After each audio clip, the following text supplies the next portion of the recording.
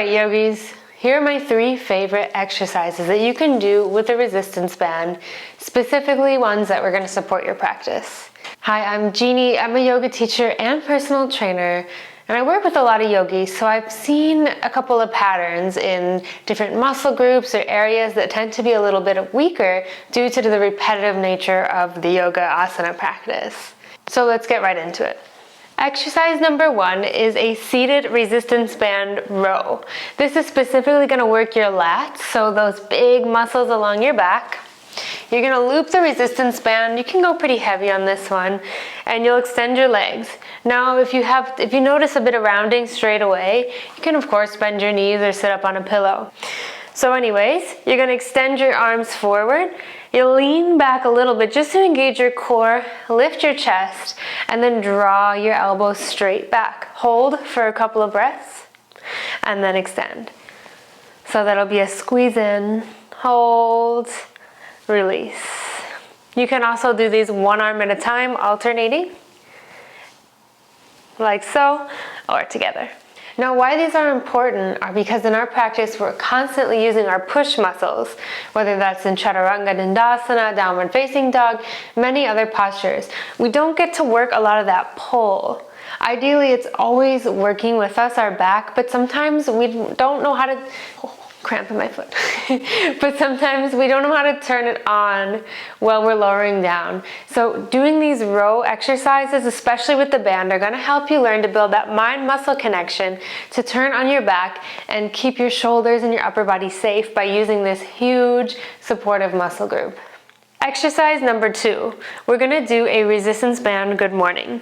So you'll step on the band, you'll bring it up over your head and on your lower traps. So your upper back, not on your neck pushing here, but just somewhere on your upper back shoulder area.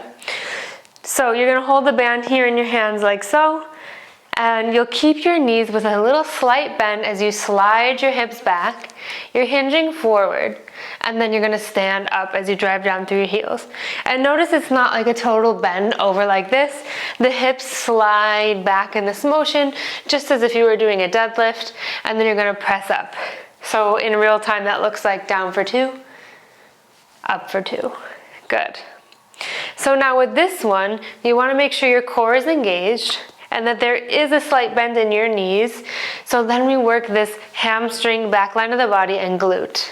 Why this is important is because we're always lengthening our hamstrings in our forward fold, and sometimes the ligaments and tendons in the upper hamstring area connected to your glute, your thut, they can get stretched out, and it's really one of the most common injuries from yoga asana. So really important to strengthen that area, the back line of the body. Finally, we have a shoulder exercise here. So you're going to take the band over your head and you're going to pull it down with straight arms as it comes to about your sternum chest area.